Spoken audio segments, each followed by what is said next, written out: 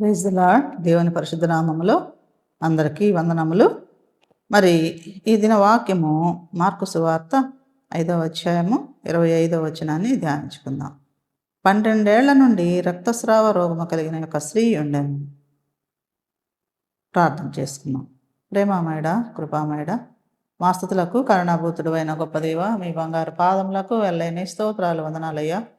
ఈ చదవబడిన వాక్యములు మనం మేము గ్రహించుటకు, మేలు పొందుటకు మీ కృప దయచేయండి ప్రభా. తండ్రి నాయన, ఇదిగో ప్రభా నాయన, మరి వినే ప్రతి ఒక్కరు కూడా నాయన తండ్రి గ్రహించి మేలు పొందుటకు నాయన మీ కృప తోడుగా సహాయం చేసి మాతో మాట్లాడమని యేసుక్రీస్తు ఉన్నతమైన అతి పరిశుద్ధ నామంలో వేడుకొని ప్రార్థన చేస్తున్నాం తండ్రి, ఆమేన్. ప్రియా దేవుని బిడ్డలారా, మనం చూసినట్లయితే ఇక్కడ మార్కు సువార్త 5వ అధ్యాయంలో 25వ వచనంలో మనం చూసినట్లయితే 12 ఏళ్ల నుండి రక్తస్రావ రోగము కలిగిన యొక్క స్త్రీ గురించి మనం ఇక్కడ చూస్తున్నాం అన్నమాట. అయితే ఈమె మరి 12 సంవత్సరాల నుంచి కూడా రక్తస్రావంతో బాధపడుతూ ఉన్నది అంటే మనం ఆమె గురించి మరి ఆలోచన చేయవలసిన వారముగా ఉన్నాము కదండి. మనకి ఒకరోజు మరి ఒకరోజు 2 రోజులు 3 రోజులు అలా ఉన్నప్పుడు మనం ఎంత సఫర్ అవుతామనేది మనకు తెలుసు ఆడవాళ్ళగా. అయితే 12 సంవత్సరాల నుంచి అలా సఫర్ అవుతుందంట ఆమె. మరి ఎలాంటి పరిస్థితిని ఎదుర్కొన్నది అనేది కూడా మనం ఇక్కడ గ్రహించవచ్చు అనమాట. అయితే ఈ వచనంలో మనకేం కనిపిస్తూ ఉందంటే, ఈమె శారీరకంగా కానివ్వండి, ఆర్థికంగా కానివ్వండి, సామాజికంగా కానివ్వండి, మరి ఎంతో కష్టాన్ని అనుభవించినట్లుగా మనము చూస్తామన్నమాట. అయితే ఆమె ఆశను విడిచిపెట్టకుండా ఏం చేసిందనేది మనం ఇక్కడ చూద్దాము. ఆ క్రింద వచనంలో ఒకసారి చూసినట్లయితే, ఆమె అనేక వైద్యుల చేత ఎన్నో తిప్పలు పడి తనకు కలిగినదంతయు వ్యయం చేసుకొని ఎంత మాత్రమునో ప్రయోజనం లేక మరింత సంకటపడెను. ఆమె యేసును గూర్చి విని, నేను ఆయన వస్త్రములు మాత్రము ముట్టిన బాగుపడుదును అనుకొని జనసమూహంలో ఆయన వెనుకకు వచ్చి ఆయన వస్త్రము ముట్టెను. చూశారండి, మరి ఆమె ఎంతో మరి బాధలో ఉంది, కష్టంలో ఉంది, బయటకు రాలేని పరిస్థితిలో ఉంది. అయినా కూడా మరి విన్నటువంటి వార్తను బట్టి మరి యేసుక్రీస్తు వారు ఉన్న చోటికి ఎంతో జనాలు ఉన్నటువంటి ఆ ప్లేస్లోకి వచ్చి మరి ఆ చెంగును ముట్టినట్టుగా మనం ఇక్కడ చూస్తున్నాం అన్నమాట. అయితే ఇక్కడ మనము ఈ దీర్ఘకాల బాధ కూడా దేవునికి అసాధ్యము కాదు అనేది మనం ఇక్కడ గమనించాలి ప్రియా దేవుని బిడ్డలారా.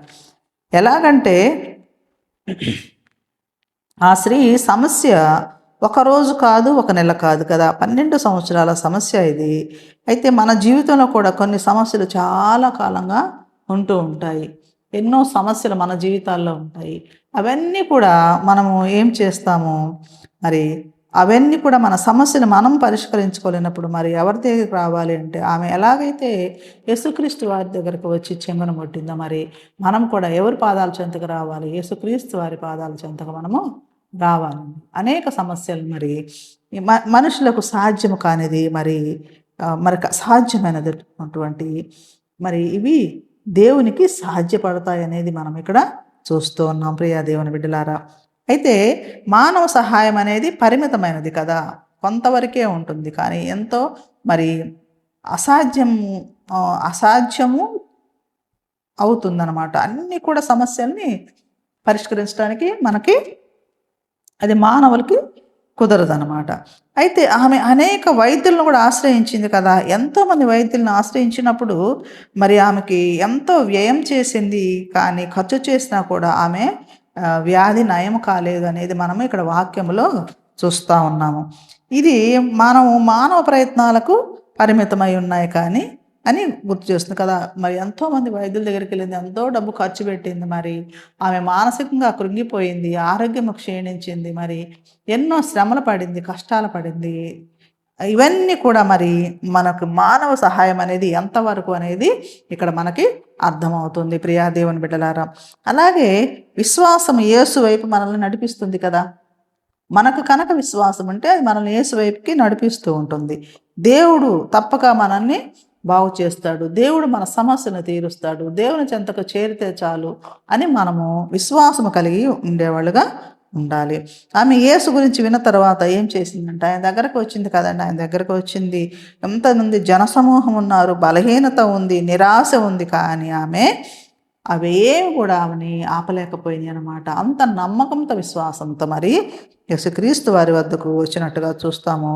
నిజమైనటువంటి విశ్వాసము ఎలాంటి అడ్డంకులను కూడా మనకి దాటిస్తుంది, కానీ ఆగిపోమండి. విశ్వాసం అనేది అంత బలంగా మనకు ఉండాలన్నమాట. అయితే మరి యేసు వ్యక్తిగతంగా కూడా మరి శ్రద్ధ చూపే దేవుడుగా మనకి ఉన్నట్టుగా చూస్తాము. ఎట్లా మరి ఆయన వస్త్రాన్ని ఆమె తాకినప్పుడు మరి స్వస్థత పొందింది కదండి. వెంటనే ఆమెకి స్వస్థత కలిగింది అనమాట.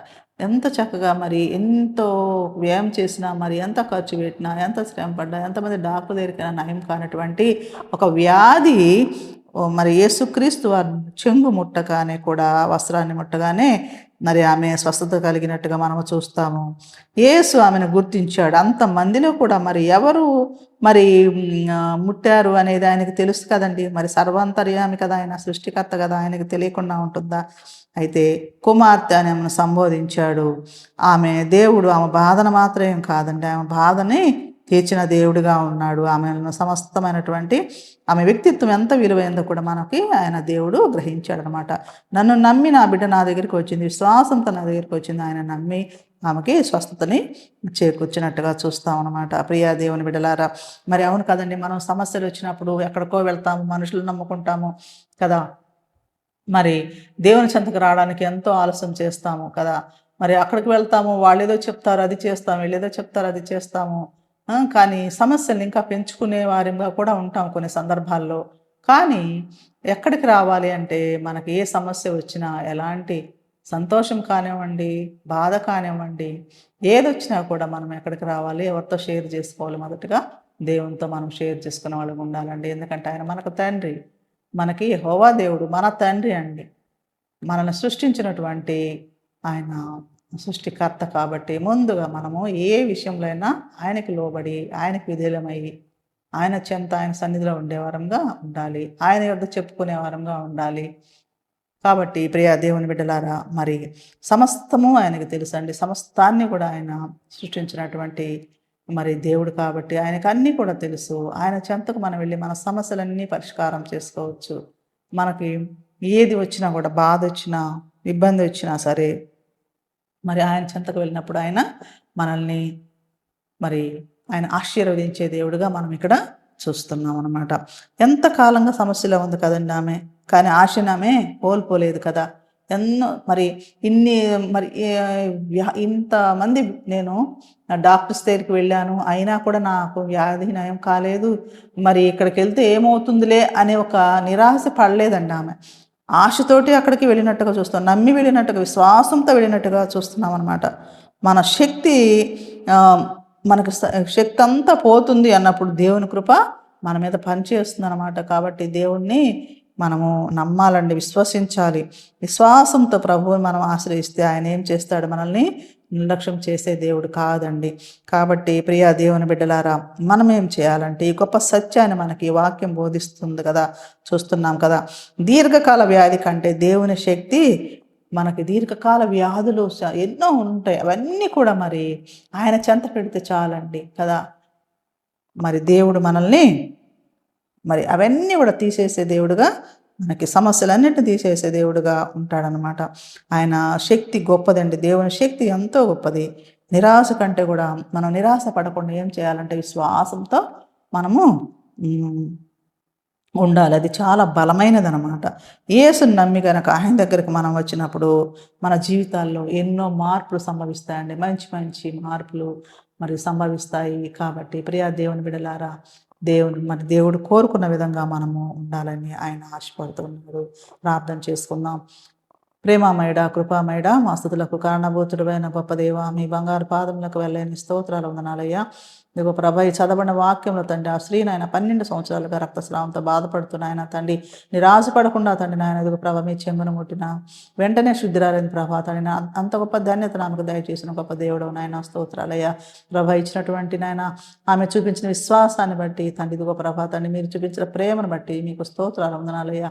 ప్రభా మా జీవితాల్లో కూడా తండ్రి నాయన ప్రతి ఒక్కరి జీవితాల్లో మీ అందు విశ్వాసం నమ్మకం కలిగిన ఆయన ప్రభా తండ్రి మీ చెంతకం వచ్చేవారం తండ్రి మిమ్మల్ని నమ్మేవారంగా ఉంటాం కృప దయచేయమని మిమ్మల్ని ఆశ్రయించేవారంగా ఉంటాం కృప దయచేయమని నిరాశపడకుండా ఎన్ని ఇబ్బందులకు నిరాశపడకుండా తండ్రి నాయన ఆత్మ విశ్వాసాన్ని కలిగి మీ చెంతకు చేరువగా మేము ఉంటాం మీకు దయచేయమని వేడుకుంటూ యేసుక్రీస్తు ఉన్నతమైన అతి పరిశుద్ధ నామంలో వేడుకొని ప్రార్థన చేస్తున్నాం తండ్రి.